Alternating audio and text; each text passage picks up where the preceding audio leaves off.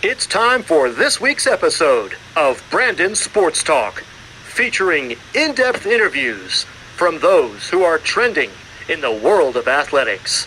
And now, here's the host of Brandon Sports Talk, Brandon Pate.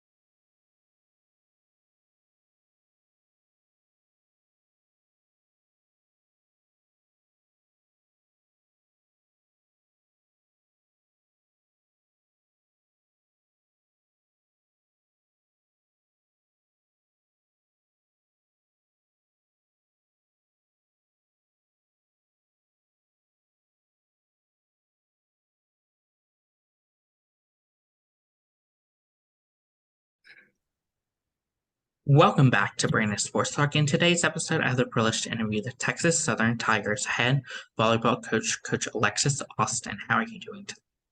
I'm doing good, and you? I'm doing good. Can you talk about how you knew that you wanted to get started in coaching in college volleyball? I knew I wanted to get started in college volleyball when I came back home from overseas. Um, I actually was trying to figure out what I wanted to do career-wise.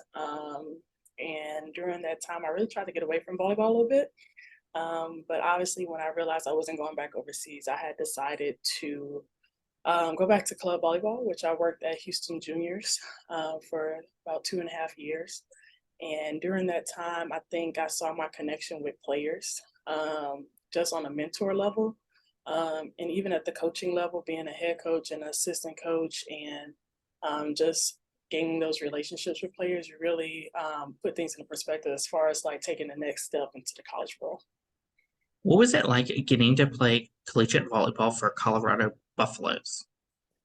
Getting to play at the University of Colorado, the Buffs, honestly, I enjoyed everything about my experience. I went through a very thorough recruiting process. So I visited about 13 schools. I was able to really get to know coaches, the players, the campus. I think I visited Colorado 3 times just in general. But I enjoyed it. I enjoyed putting on number 3. That was my number. I enjoyed being a buff. I enjoyed the coaches at the times, the players at the time, and being a part of a rebuilding program that made some noise during that time. So it was great. Of course, what was that feeling like as a student athlete getting to put on that Colorado jersey and representing Colorado? For me personally, putting on the Colorado Buff jersey meant I was a game changer. It meant I was going out here to change how Colorado was viewed. I was going out here, making some noise in the Pac-12. It was their second year in the Pac when I joined, and just knowing that we had a group of players and I had teammates, on the side of me that wanted the same goal. Like we knew what our goal was. So when we put on that jersey as a student athlete, it was like we were going to war. We knew the Pac-12 was difficult.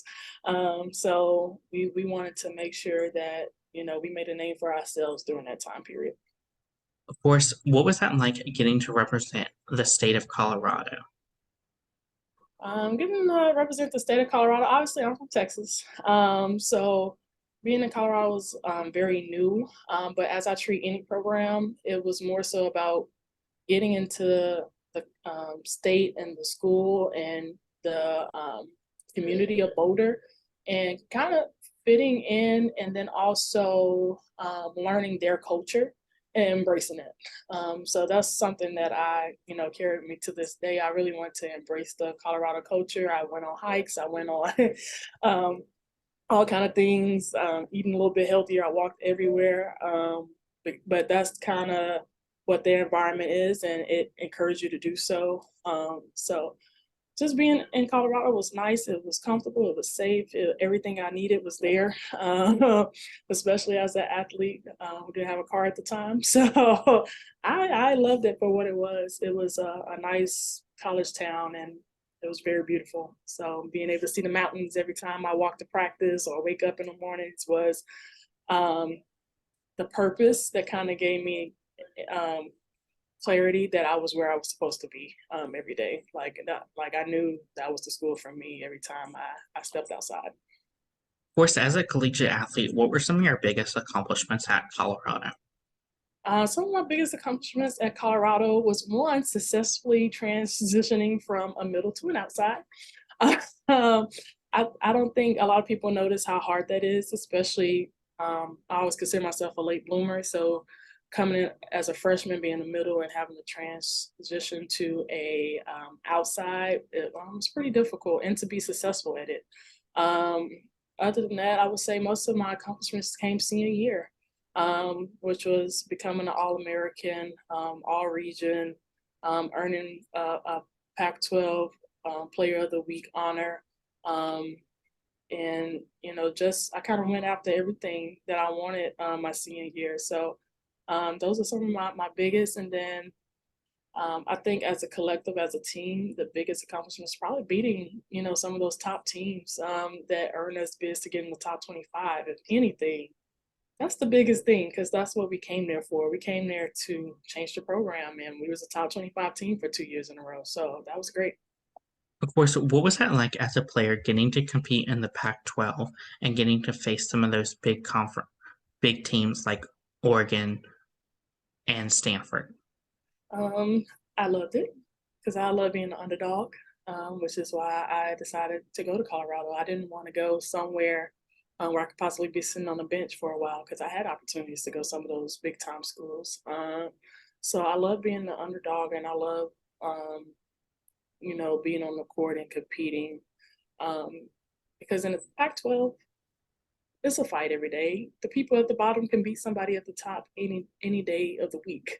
And it is, truly hard for someone to just be that dominant, which I know many schools as a Stanford and UCLA, USC, Oregon, Washington. I mean, the list goes on. I feel like at some point, some school in the Pac was at the top and was consistent about it. And they have award-winning programs. So being able to play against the best of the best in the country, that's all I can ask for too. I get to play a lot, and I get to play against the best, and that's what kind of where you want to be. I love my time in the Pac-12 and playing against those schools and just enjoying the atmosphere, the competitive atmosphere every night.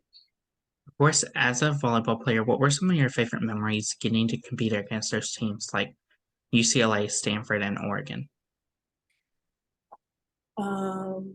Being able to play against those teams, the biggest memory was beating Washington twice. They were number one at the time, my sophomore and junior year, and we beat them when they were in those number one spots.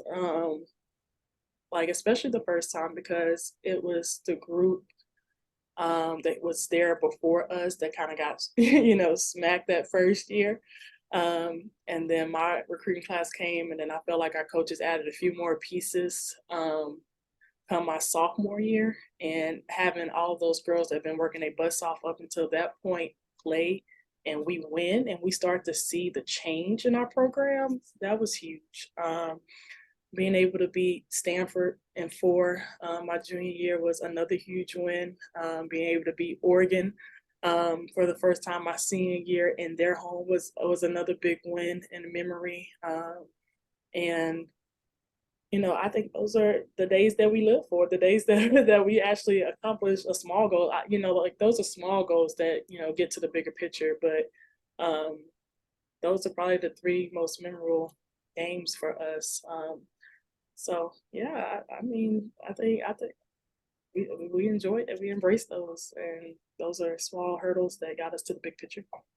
Coming out of college, what was it like getting started in playing professional volleyball? May you repeat the question? I'm sorry. Mhm. Coming out of college, what was it like getting started in playing professional volleyball? When I was coming out of college, starting up professional volleyball, honestly, I can truly say it was never my biggest goal to go play overseas. I was very content with just being in college and getting my degree. That was my main goal. Having this vehicle that gave me the experiences I never couldn't imagine coming from where I'm from. So I enjoy where I was, but with the encouragement of coaches and teammates who were also going to play at the time, I had decided to take the next step because I knew if I went home, I never would have went overseas ever because I'm a big home person and I love my family. So being that far apart was difficult. So when I got overseas, I had the mindset of very low expectations because of things that I've heard. And I did not try to get my hopes high with having like this amazing experience because a little bit of it is you're starting over. It's almost like you are a freshman in college again because now you're going into the big leagues with people and players of all the national teams in the country, players that's ranging between 18 and 35. And you have to make a name for yourself. You have to restart over and make a name for yourself in the world now, not just the U.S., not just the little state or city you're in. You have to make a name for yourself in the countries that you're in and make it a longevity of a job or a career. So I enjoyed the little things as far as just being stuck in the unknown and being stuck with the challenges that we had, whether dealing with the organizations that we dealt with, trying to conform to their culture and embrace their culture and go by their new rules or how they might see the game because every coach is different. So it was an experience that I grew a lot personally in. That's one thing I can say about that. Of course, what was your experience like getting to work with the U.S. developmental team as a player?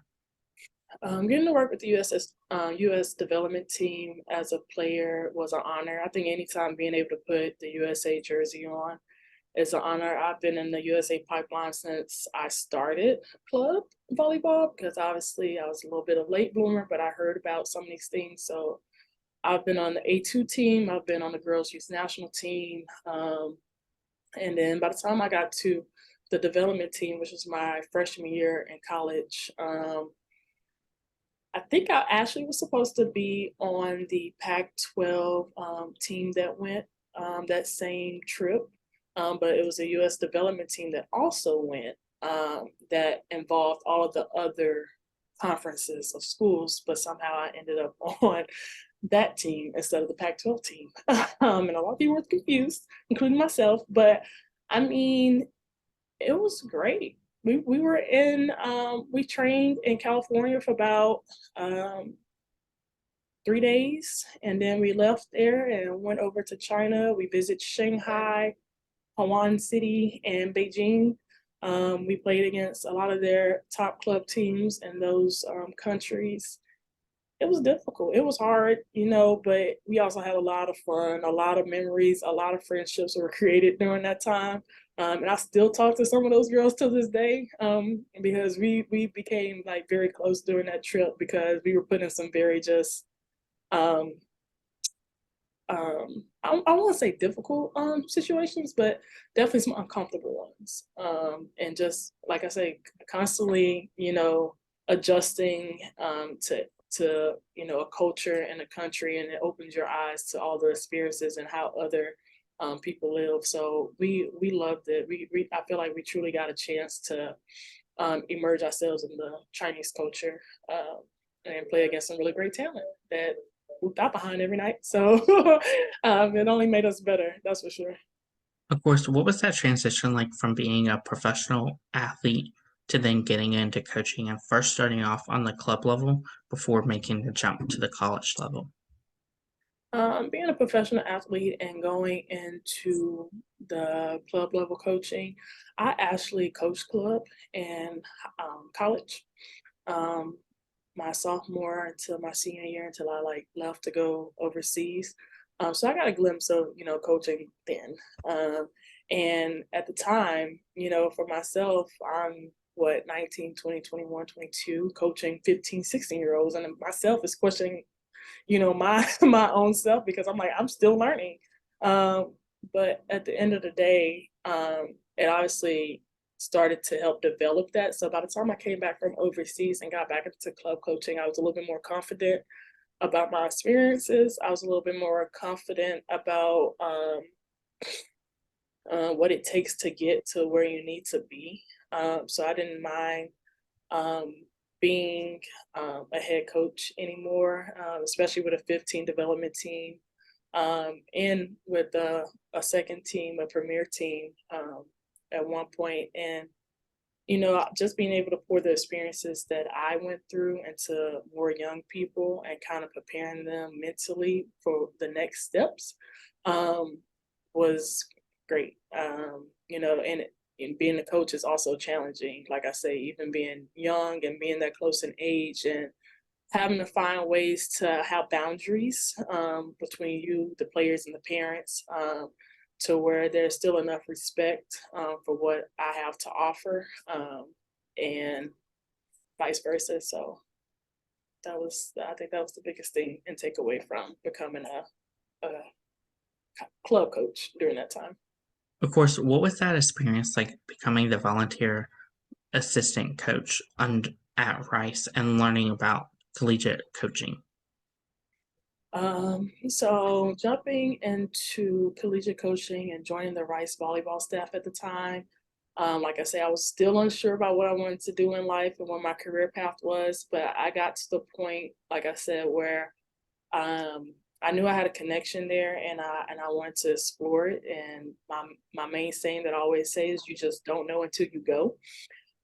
So I reached out to Jenny at Rice, Jenny Velopi, and asked her if they were looking for a volunteer assistant. She reached back out and was like, "Yes, we are. We're currently interviewing and looking at different candidates." And I ended up getting the position, and being with them for those 2 seasons is something that I wouldn't change at all. I will say it was difficult because I was working about 3 jobs. I was working with them, the Houston Rockets, and Houston Juniors all at the same time.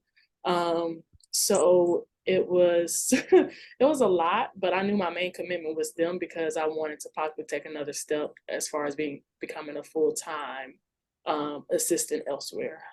So I think I learned from some of the best coaches during that time. I got to see a lot.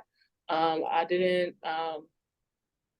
say too much as far as like being a vocal voice in the program, but I was somebody that was there to play with them a lot. I was somebody that was there to help them with anything that any of the coaches needed at the time, whether it be scout sheets, food orders, whatever the case. Like I was there doing it all if I could. And it was an amazing experience, and I love that team to this day. Like I still follow every little thing they do, and I still am in great communication with all of the coaches that was there at that time. Of course, what was that experience like getting to become a full-time assistant coach and going to Liberty?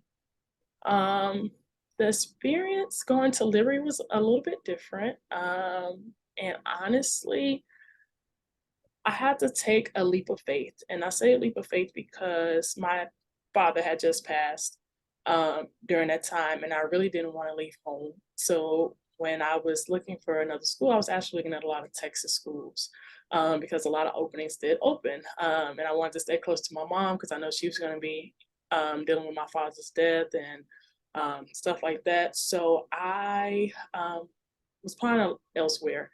I mean, everywhere in Texas. But when I went to the ABCA convention, and like I said, Jenny was, trying to help promote me and get me in contact with a lot of people. So I tried to take that time to network with everybody. And I had a couple of offers to, go visit the campus and see how things were at other places. But I ended up getting connected with Trevor Johnson and Brett. So I decided to go with them. I really trusted their vision because they had just got to Liberty probably 2 years prior to me, and looking for another assistant. So we had a great conversation right after ABCA convention. I went out for a visit, and it was a great visit. Liberty being a Christian school, and that's being one of my things because I'm big on faith, and I prayed about it a lot because, like I said, I really didn't want to leave home. But I figured if I wanted to take things to the next level, I had to become a full-time assistant and get that kind of experience. So I took that leap. I prayed about it. I asked my mom about it, and she was okay with it. She said yes, and I decided to take the job, and I'm glad I did with that too because I loved it out there. I did not want to leave. It was another small town, um, another big school and a college town. So it was like, and they were they were growing their campus. Their marketing was getting better. Facilities were amazing. And they really hold to the Christian standards of the school, and within the volleyball program. I think they were doing great things there, and I was happy to be a part of that time period as well as they were building to get to where they were this year, which was conference champs and coach of the year with Trevor Johnson. So like I feel like I've been blessed to be put in good positioning with every coach that I've come in contact with. Of course, what were some of the things that you learned as the assistant coach at Liberty to then help you to make that jump to become a head coach? Honestly, I observed a lot. I think some of the things at Liberty that I definitely took away and actually implement here is, how many times the coaches would meet with the girls and just ask them about their day, prayer, making sure that everything is good. I was over a lot of administration stuff, so emailing certain people. I started to work with equipment a lot, and I started to work with obviously food orders, recruiting a lot more than I did at Rice, and being able to break down film and everything a lot more than the previous school. So, a lot of things that I wasn't able to do, at Rice or have much hands-on experience. I got that all at Liberty. And obviously it was a progression because once I got to Liberty, we went straight into COVID. We were sitting ducks for about 7 to 8 months. But after those 7 to 8 months, everything became very hands-on. So it was, great just learning and just watching. I'm big on watching. I'm big on observing, and I was big on the player development as well during that time. Like I said, with COVID and me kind of being new, I took initiative to really get to know the players and help them with any little things that they needed. If they wanted to be there for more time, I'll be there for more time and help them get reps because I didn't have a family or anybody to go home to. So I was just like, hey, I'm around if you need me. So just reach out. So that was just my time there. But I learned a lot just by watching, observing what head coach would do, even what the other assistant was doing because he was our recruiting coordinator. So I would always kind of ask questions and sit in and and watch sometimes, or just learn. And I think that's what kind of prepared me for the position I'm in now. Of course, what was that transition like for you from going from being an assistant coach at Liberty to then getting the head coaching job at Texas Southern? I'm gonna try not to tear up because that transition was another difficult transition and another leap of faith because this time around my mom passed during my hiring process. Um, and she had kept asking me about it in February, hey, had TSU reached out because I was contacted by somebody, hey, this job is opening, go out and apply. I was like, I kind of don't want to because I did I did love where I was. I was very content and happy at Liberty and had no real intention to move. But at the same time, I knew my mom was about to go through a lot of health issues. I had just a sense and an urgency to move and get back home. So once again, I was looking at Texas schools. I was back with the Texas teams because I'm just like, all right, it's time to go back home. And if I don't find somewhere at home, I'm very content at Liberty and where I'm at. I don't want to go anywhere else unless it's in Texas. So I was very adamant about that. I was talking to some Texas schools, but honestly, just me praying and discerning things, I knew I couldn't just be anywhere in Texas. I had to be back in Houston because I knew my family was about to go through a very traumatic situation. So I was just like, okay, let me let me start looking at Houston schools. And crazy enough, my mom ended up having a heart attack on March 2nd of last year. And the day she had her heart attack was the day I heard back from TSU. And I heard back from 2 high schools that was looking for head coaches, head coaching jobs at private schools. And that right there was like, okay, now I'm in the Houston circuit. I'm assuming this is my mom's doing, So I was just like, let me go and explore, which I did. And I asked myself a lot of questions because obviously I'm young. I don't think I deserve to be a head coach, or I still had a lot to learn. So I didn't really see myself as a head coach, but the way things kind of played out, the high schools I was looking at and was really interested actually end up not being it. And then Texas Southern, funny thing is I was not the first choice for Texas Southern, but they called back about a week later and was like, hey, something happened with one of the coaches and you're our next best option and we want you to come in and meet the girls. And I can tell you when I met the girls, I felt like that's where I needed to be, not necessarily, where I want to be, but I knew just the feeling of being in that locker room with them for about an hour, just talking and communicating. I was like, this is probably where I need to be.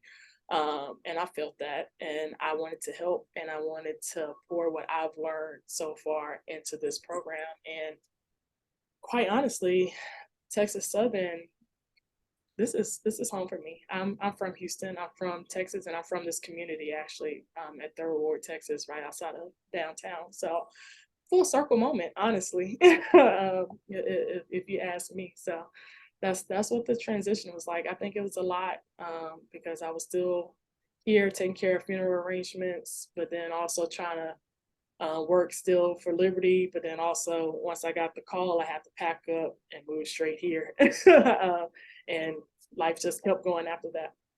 Of course, what was that feeling like being a young coach and getting to run your own program as being a young coach and having that where the players are still close in age to you? It's intimidating, honestly. It's very intimidating to be a young coach at the collegiate level.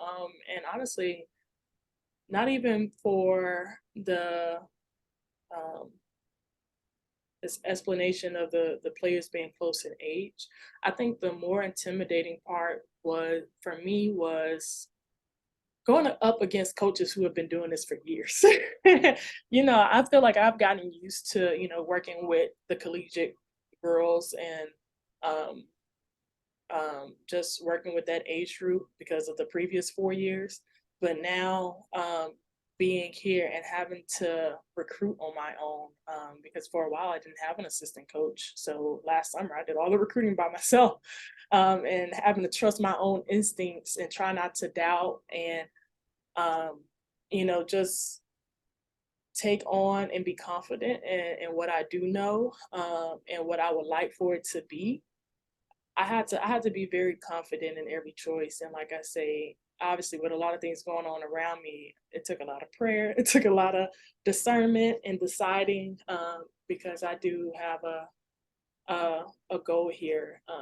So to be young and to be with the players, that was a little intimidating, but I think, like I said, after having a conversation with the team and knowing what they wanted out of their new coach, and then also hearing from administration and what they wanted out of their new coach, I felt like it wasn't a bad transition. It was just something that was going to obviously challenge me a little bit more. Um, as far as like inner work and placing a lot of my insecurities and things to the side and actually going based off of what I know and who I am. So Of course, what was that feeling like getting announced to become the next head coach for Texas Southern and getting to step onto that volleyball court for the first time? being announced the new head coach and walking on the court for the first time after was it was overwhelming. Overwhelming at best. I think that's the best word to say. Like I said, just losing my mom during that time and me being from this community, and growing up 2 blocks down the road, where I would hear this band play morning, noon, and night as a kid. And my family is from this area and grew up in this area, like, and to know that how proud they would be of me to get to this point. And how proud I had to start being of myself. I think a lot of time I go through life, even as a player or whatever the case, just without acknowledging my accomplishments. I don't acknowledge my accomplishments. I think the most that I acknowledge is when I'm talking to a recruit now, which is making me realize, hey, you accomplished a lot and you did a lot of work um, to get to this point, and you deserve it. So um, I think walking on that court, it was a moment of reflection of just everything that I've been through and everything that I worked hard for, and having to put myself in a mindset of like, you deserve this and you are going to be great at it. And at the end of the day, if you're not great at it, I mean, you learned. At the end of the day, you're growing and you're learning. So I enjoy walking out on the court and just feeling like I was at home. I'm at home. So it was a great feeling. Of course, what has that been like? Obviously, as you said, being so close from where you grew up and having that where it was literally in your neighborhood. What has that been like being the head coach of the hometown team? Being a head coach of the hometown team, like I say, when I grew up around this area, it was a low income area, um, and a lot of working class families around. We are on the outskirts of downtown, so right now it's changing. The whole area is changing. Obviously, a lot of people are maneuvering to Houston. Um, So to be here during this time, as this area as a whole is growing and generating new wealth, and just a spotlight being on the HBCUs, I think being back is great. It's right where I want to be, honestly. I know for me, my long term goal is to um, be in this area. Honestly, I want to be back here. I just never saw myself being back here as a head coach, um, because I wanted to pour all of my resources and things that I've learned and my knowledge into um, Black and Brown kids. So to be at a HBCU and to bring a little bit of that wealth and knowledge, that's what it's all about. And being able to cultivate that environment. Like I said, I'm still learning. I'm not gonna sit here and say I know it all. I don't. But I do feel like I'm able to just bring a different perspective here. And it's just an honor that I get to do it, at a hometown school, and a school that is developing right now, a school that is changing because of, the spotlight being on us more but also feel like we're doing a good job and moving in the upper direction at Texas Southern. So I'm excited. I think it's an exciting time to be a head coach here. Of course, what would you tell your younger self looking back now and being the head coach at your hometown school? What would you tell your younger self that was first getting started in coaching? What would I tell my younger self first getting started in coaching? Be patient with yourself. I know my saying this year was graceful L's because I felt like I was taking L left and right, but it was graceful because I felt like I was also learning. So it could either be, a learning experience or a loss experience, but at the same time, you're growing. So be patient, and give yourself grace, graceful L's. Like just take it as it goes, one day at a time. And it's not gonna be perfect. That's what I'll tell myself. My younger self as of right now. Of course, can you talk about the culture that you've started to build for the Texas Southern program? The culture that I've started to build for the Texas Southern program is a culture of just being a person, a culture of just being a student athlete. Um, I think things can get taken out of context a lot, and I think things can be more over exaggerated than need to be. So for me, and I tried my hardest to get here and once again emerge into the culture that's already here. It's a HBCU. We have fraternities and sororities, Greek life. We have the bands. We have great homecomings. A lot of events. We have a lot of organizations on campus that's promoting, our kids and our players to be more than just volleyball players. And that's how I want to treat my athletes. I want to treat them more than just volleyball players and prepare them for life because everybody's end goal is not professional volleyball players. If it is, great. I'm gonna help you get there because I know what it's like to get there. But if not, I also want you to be prepared with a job, at the end of your 4 years. Because, like I said, for me, that was my biggest thing, and I think that's something that I hate. I didn't explore more. I hate that I wasn't an intern somewhere, one summer, or I didn't do more community service, or I didn't do more outside of volleyball because it would have I probably wouldn't be coaching right now. But obviously, that's just our life journey, and I probably wasn't meant to do those things. But I want our kids to have the option. So the culture I'm cultivating here is, hey, you're a person. My door is open. Come communicate with me. If you have questions, ask. Don't just assume, because I'm not going to assume with you. Because if I have a question, I'm going to ask it. I want you to do the same. And just be competitive. I really want a competitive program. I don't want just anybody here. I want people that want to change this program. I'm looking for the underdog. I'm looking for the people that's kind of like myself, that want to make a name for themselves and make some noise in the SWAC. Of course, as a head coach, what does a typical game day look like for you as a head coach versus for your players? A typical game day for the head coach or the coaching staff versus the players. Honestly, for the staff, we're in the office a lot. On game days, we're trying to do any last minute game scouting. We're trying to make sure everybody's in place outside as far as like we have all of our refs, we have everybody in stand to take stats and scoreboard, the music is right, all that good stuff. So a lot of logistical things like that, making sure the other visiting team is taken care of, they get to their visiting rooms. Okay, they have everything they need, access to training rooms, all that good stuff. For the players, we um, have film before a game with the players a little bit, go over our stat sheets once again, and then we also feed them, make sure they eat. They have about an hour after they eat to, let their food settle, get taped, do whatever they need to do. And during that time too, like when we're not in there, they're probably having a dance party or listening to music, in their own little zone, trying to prepare themselves however is best for them. And then I come in, give a little 5 minute speech, and then we get prepared to go out. And after that, it's the game day preparations of getting out there, doing our reps, and starting warm ups and getting ready for game time. Of course, who are some of the teams that you face each week in your conference?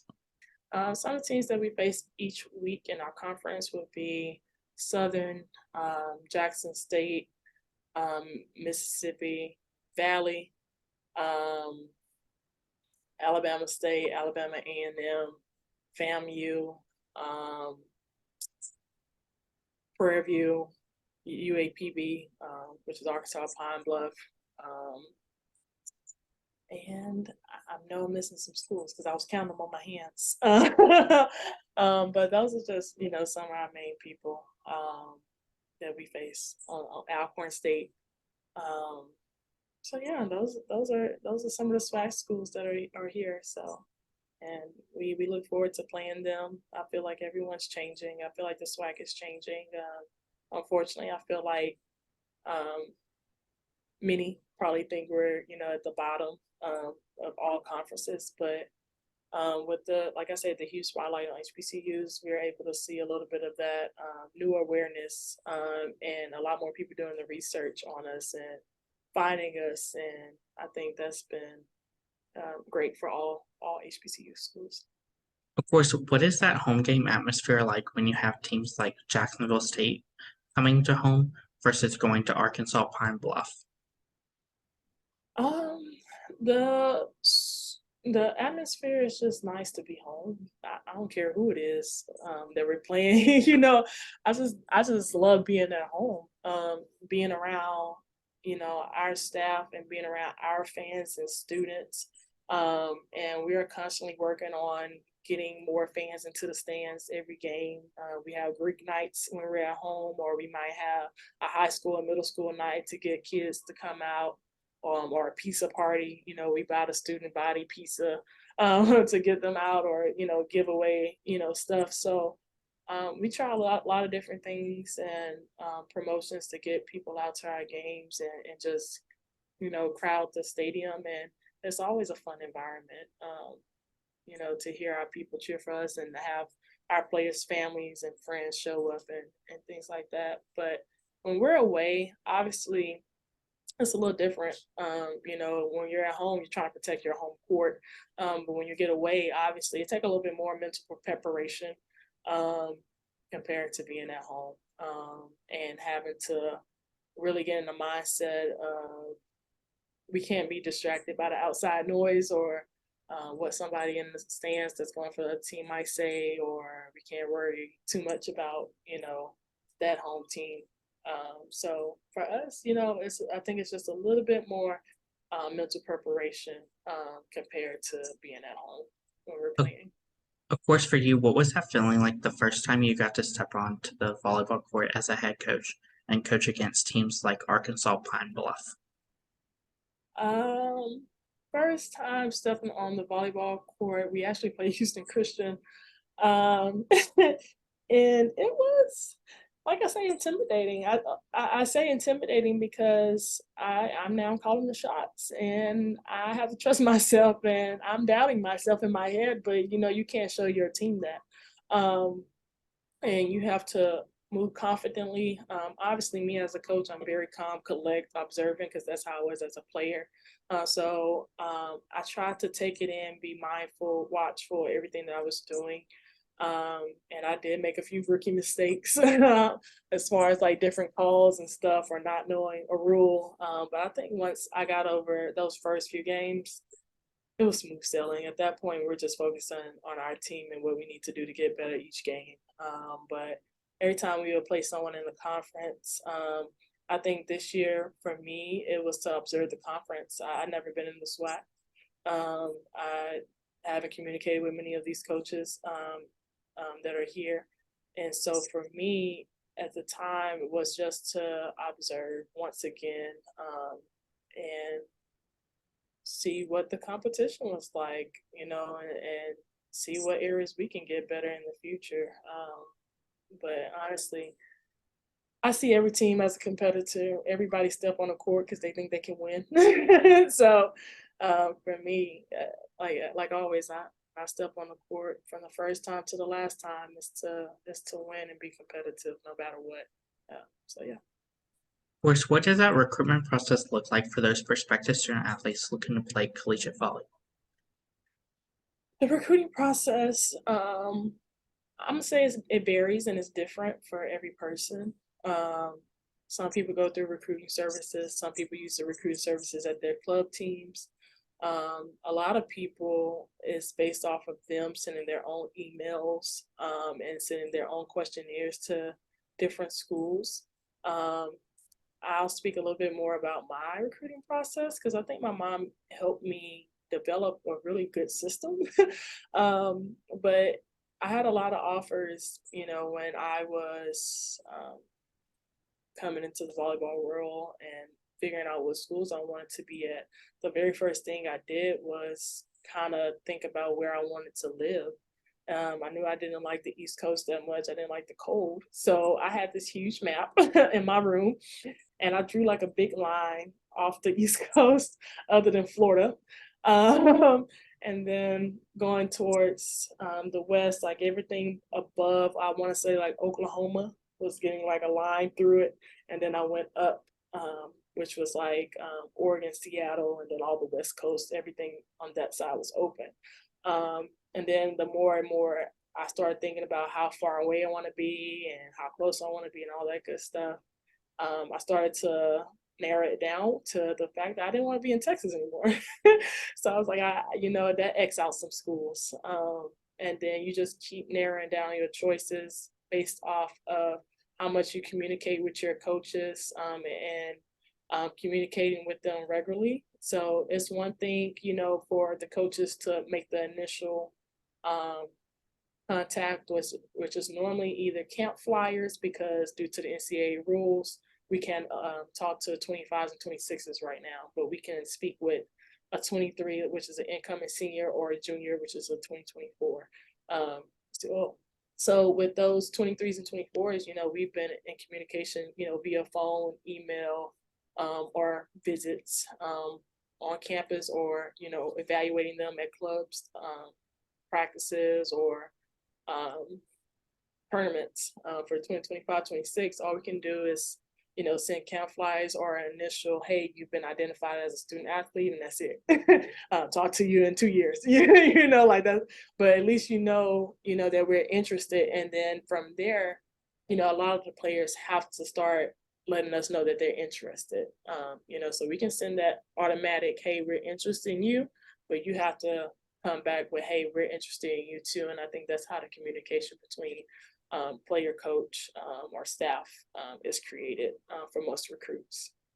Of course, as a head coach, what are some of the things that you look at in those prospective student athletes when out on the road recruiting them? Some of the things that I look for in student athletes on a more general and broad area is how fast they read the game. I think I spend a lot of time looking at myself sometimes, like on my old film, because I was really trying to figure out, what do college coaches really look for in an athlete? And you see tons of kids every day online, so you're looking for those difference makers. And a lot of time the difference makers is how high they jump. Do they have something that's a little different as far as them being a lefty, or maybe they're a little taller in that position due to whatever. So a lot of times we're looking for different, but I feel like one of the things that kind of separated me from other kids was how fast I was moving and how fast that I was reading the game and seeing the ball and making a reaction. Because I'm sloppy. Like as far as hitting and blocking, like you can tell I needed work. So I always was just like, well, dang, well, what was people seeing? Because I'm not seeing, a top player, but they saw the height, they saw the athleticism. So some of those things is what I look for: athleticism, how fast we can read the game, um, and how fast do we adjust. One of my favorite things to do as a recruiter is to look at something or a video of you from a year ago. If I can look at a video from you a year ago and I come back, a year later when you're a senior, and I can see how much you progressed between a year. And that lets me know, hey, she's going to get here. She's going to be coachable. She's going to take something new and turn it into her own, and she's going to be well off. Another thing that I look for is communication and what type of questions recruits ask me.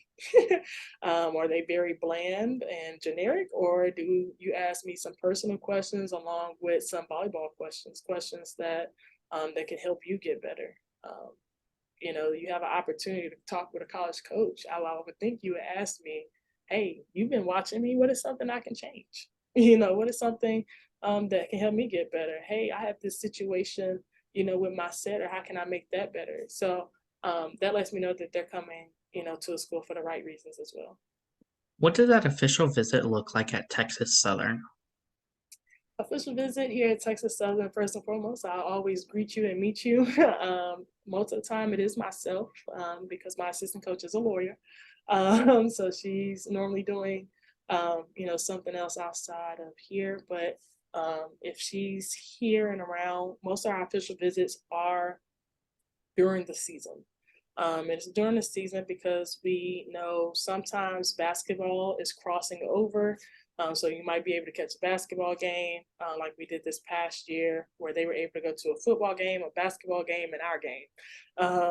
And I think it was very well planned. We were able to pick up the girls, go have breakfast. Some of them were able to stop by for practice and watch us practice. And then we spent a lot of time, like I say, being in the student body as far as like being at the games and being able to see how our football team and basketball team, how our band is, and having like front row seats to everything. And then being able to see our whole pregame warm up and system. So, that's kind of the operation that we would like to continue. Anybody who have committed will be here for an official visit in the fall so they can see all sports. So for like this year, we're planning on homecoming because homecoming is the busiest time, and it's you get to see the alumni, you get to see the student body, and what all about Texas Southern. So we look forward to that, and just having everybody here, and they get to see us practice and games and so on. Of course, as a head coach, what is it like getting to recruit inside the state of Texas, with Texas being such a big state? Texas is a big state and always have been a major sports hub for many coaches, and it's a lot of great talent, and that's something that I kind of want to pride myself on. Like us being a Texas school, you want to get most of your kids from your hometown state if you can. So some of the things that I'm making sure that I do since I've been here is to attend as many college coaches camp as I can. So if they're inviting me and I have the time, I try to be there. And I know camp season is coming June. So June 2nd, all the way until like July, we will be on on like a little camp tour. But like I said, I'm I don't have a family as far as like kids that I have to take care of, and I have a little bit more freedom right now. Um, so I want to make sure that I'm available to any school that reach out for a team camp or any club team that reaches out for, um, you know, um, camps. I want to be there and I want to be a presence and get Texas Southern name out there as much as possible. So that's that's where I'm at right now as far as like just being in Texas. I wanna have personal relationships with all the clubs and directors so they know who I am, and obviously it's more so on myself to continue to build my team up and be notable. So people will want to work with me. But you also got to treat people, right. You got to make those connections and maintain them once you get them.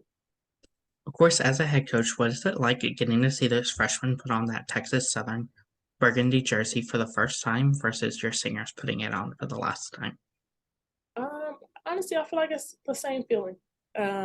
Obviously, getting to see a freshman put on a jersey is like, this is just the start, like this is fresh, it's new, and you know, you're the standard. That's one of our sayings. We are the standard. Um, and I don't think a lot of freshmen know exactly what they get themselves into, because I know I didn't when I got into college. I didn't, it's like, oh, I signed, I got everything, and now I'm here. And it's like, but after going through your training camp and working your butt off for 2 weeks before you get into that first game and first jersey, it's a really great feeling. And I know that's what many student athletes feel, when they put on that Texas Southern jersey for the first time. And for the seniors, putting it on for the last time or the first last time, uh, you know, it's kind of a reflection period, a reflection moment. Like, well, this the last rodeo. This is the last thing before I enter adulthood. And sometimes I feel like, being a student athlete in general, we make it our identity. Um, and sometimes it's hard to part ways with it. So a lot of people don't want to part ways, as a senior, because it's like, man, this is all I know. I don't know what else to do after volleyball. So I think it's definitely a reflection period for a senior putting on that jersey, about what's next, but also excited and overwhelmed by the accomplishments and the hard work that they put in over the 4 years, or even 5 years, that they've been here. So I think that's what my perspective, on it. Obviously, it's different for everybody. But Of course, as a head coach, what is it like seeing those seniors go on and achieve great things, whether it's playing professional volleyball like you have, or going into the corporate world, or even going into college coaching? Honestly, just being able to see seniors graduate, especially if you've been there for a long time.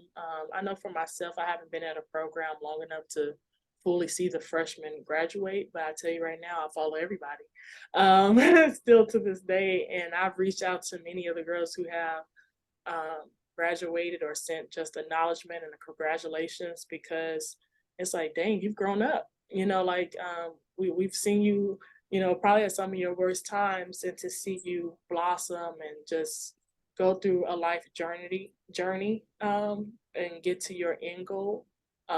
It's a beautiful thing. Because I always tell kids, hey, when you get into college, you're gonna go through an identity crisis, whether you know it or not, because a lot of times we think we know ourselves, but we really don't. And it's going to be so much adversity and different things that come at you. So anytime you get to the graduation part, or to the job that you wanted, the career you wanted, and you finally make it, I already know it's almost like a weight off your shoulders, a little bit, because it's like, man, it's kind of like, well, I gotta tell myself, you deserve it. Like, you did the work and you put in the time, and you got to the end line. Of course, what are some of your future plans for the Texas Southern volleyball program moving forward? Some of my future plans for the Texas Southern volleyball program is obviously, for myself. I came in wanting us to catch up. I feel like we were a little behind, because I know the girls before I got here, just went like a semester without a coach. So we were kind of playing catch up a little bit. And then, just trying to get my feet grounded, before moving on to next steps. So this year was all about bare minimal basics and getting back on track and creating structure and trying to create a foundation for the coach I would like to build. But for future plans is to continue to add very competitive players, and to do more in the recruiting realm, to do more, like I say, networking, and to find more resources for our programs, so we can do more team bonding and community service and provide a great experience that a Power Five is able to give to their teams. So I would love to be one of the people who can get out some of our kids here at Texas Southern and even other HBCUs to a USA volleyball tryout so they can make a national team like I did. I don't think that's a thing that happens too often, other than your few schools that have the funding to do so. So I would love to expose our team to more of the volleyball world than we are used to. I don't think we realize how big it is sometimes, and just putting ourselves also more into the community, in the Houston area, not just Third Ward. Obviously, we want to cater to Third Ward community, but we also want to make sure that we're in the Houston community and we're making a name for ourselves just in the volleyball,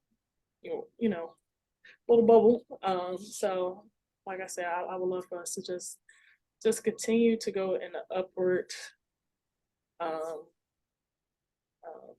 I don't know the word I'm looking for, but in the upward direction, because I'm taking things slow. I'm not in a rush because I know what it takes to rebuild a program. I want to do it right, because it's the way to do it fast and get the results you want. But I guarantee you it's a lot of bending of the rules to get to that point.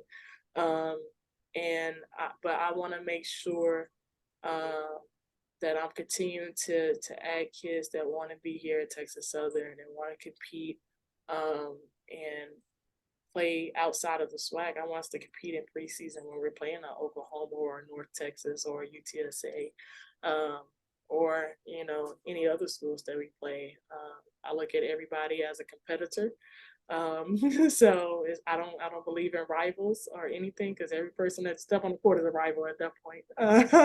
So I just want us to be a very well-rounded, accomplished team. And obviously any team goal is the SWAC championship of your conference, and then of course the NCAA tournament. So that's something I want us to do more consistently, to be a champion more consistently, and to be in the NCAA tournament and challenge those number one seeds that they normally place us with. So that's my biggest goal. How can we be a threat? How can we be an underdog and change and make a name for ourselves? Because that's all I know. But I would love to do it here in the city of Houston at Texas Southern as best as I can. If I fail or fall short, like I say, it's a growing experience. I'm okay with it. But I just want us to be a very good team for the years to come. What advice would you give those freshmen entering their first year of collegiate volleyball? The advice that I would give the freshmen coming into their first year of collegiate volleyball, it goes back to being patient. I feel like coaches are going to ask you to do a lot of different things you might not be used to, and maybe we're telling you the same thing over and over and over again that you already heard over and over again in high school. But it's to bear with us, and you'll see the outcome. If you're doing everything you're supposed to do and you're doing it right, the accolades will come. And that's something I had to tell myself when I was in college in my freshman year. Like I said, I had to transition to a whole other position. So it'd be days where I'll break down because I'm not getting it. It's not clicking for me right now. And my coach would just be like, hey, like, I know we're asking a lot of you, but you're a freshman, calm down, take your time, you'll get it, like, just trust the process. Like, truly, trust the process and trust yourself to do it. Eventually it will click. Whether we got to try a million different ways to figure it out, but it will click, and you will be good. You will be enough for the program that you go to. So definitely just be patient, and then just the last bit of advice, just go in with an open mind. I know a lot of coaches always say be coachable, but coachable is just the same as keeping an open mind and being okay with doing whatever it takes to get it. Um, because if you're with the coach that you're supposed to be and they care about you, they'll make sure that you're successful in whatever they're asking you to do. So, What advice would you give those players that are looking to go play professionally, whether it's Athletes Unlimited, the US route, or even overseas? advice for female volleyball players going to play professionally is the same, but I say the same as keeping an open mind, but it's also being okay with being in the unknown. I think a lot of people want to know now. They like instant gratification. They want the results right now. Especially, like I say, myself, it was a challenge for me, because you think you know it all when you go play overseas. Like, oh, I done made it to this big moment, but you do get knocked off your high horse quick, because they run things differently overseas or in a certain organization, and you have to be okay with not being in the know. You're not going to know everything, and you have to be okay with that. Obviously, being at Athletes Unlimited or USA national team, you got to work. You're in the stage. There's no excuses, and you're playing with the best of the best. And you have to put the work in. Like, I know what those girls go through. It's a lot of repetition, and sometimes it's tedious, but they have things down to a science. And being a part of USA programs, you just have to work. I feel like that was the atmosphere every time you went in the gym. You can't complain. You can't, you know, make excuses, because the next person isn't. So you have to truly be out there and doing what you need to do. Obviously, if you're on overseas, I think more of the unknown is put into place, because you might have a team who don't speak much English. Maybe only the coach or the assistant coach know how to speak English. So you're going off of body language most of the time, or you don't know what the uppers are doing or administration is doing, because you can't understand them either. But you just know you're missing your visa, or you're missing something, and you need help. And a lot of times, sometimes they're willing to help. Sometimes they think you're a spoiled brat from America, and you got to figure it out yourself. So it's you know being okay with not being in the know, and keeping an open mind, and put in a lot of work. You gotta do more work than you did when you were in college. Of course, what advice would you give those players that are looking to get into college coaching after their collegiate career? For those getting into college coaching out of their collegiate careers, obviously just network, and let your coach know, hey, I'm interested in getting into your profession, because 9 times out of 10, your coach knows someone who's looking for a grad assistant or looking for somebody to join their program. So, I feel like I got about 3 emails this week alone of coaches saying, hey, we have a grad assistant position over. If you know anyone, let me know. Coaches talk. So if you want to be in that profession, hey, just let your coach know, um, and tell them your thoughts. And I'm sure your coach, like I said, if they care about you and want you to be successful, they'll help. And if not, you go network. You send emails out to coaches and reach out. And other than that, continue to coach. Continue to coach at your club levels. Continue to coach at your high school levels. Continue to gain the experience. Continue to observe. If you can't even get into a collegiate gym, go to the game and watch the coaches. What are they doing? Sit right behind the bench if you can, and hear what they're saying and telling their kids. I feel like it's so many ways to truly just observe and mock and write down what you see yourself doing as a coach, and what ways you can be a game changer in the coaching world. But it's very doable if you just network and communicate. Of course, what advice would you give those head coaches looking to build their own program and build their own legacy? Oh, what advice would I give future head coaches looking to build their own program? Um, take things slow. Like I say, the mindset that I came into this program to build it and to reorganize things was to indulge myself into their culture. Every school you go to is going to already have a culture set. So for you to come in and say, oh, I'm going to just demolish it and bring whatever I got and not learn about where you're going is crazy. Obviously, I hope many people is doing researches on schools before you get there. You're not just coming in with a very closed mind, it's my way or the highway type deal. So that would be my only thing. Do a lot of research on the schools that you are looking to be head coaches in and indulge in their culture that's already there, and then add your own twist to your program. That's what you have control over is the program. And then just be patient and once again observe. Observe is going to be my biggest word of the day, because if you observe and you listen to what people are saying and what they are doing, it will obviously show you exactly what you got yourself into, and you know how to maneuver from there and know what questions to ask. And that's the second. Always ask questions. That's the biggest one. Ask a lot of questions, because if you don't and you assume, yeah, you're gonna be SOL. So That's great advice. Where can my listeners find you at on social media along with the Texas Southern Tigers volleyball program at? I'm sorry, can you repeat the question? Where can my listeners find you at on social media along with the Texas Southern Tigers at? You can find us on Facebook, you can find us on Instagram, and you can find us on Twitter. We're on all three platforms. On Twitter, it is TXSU Volleyball.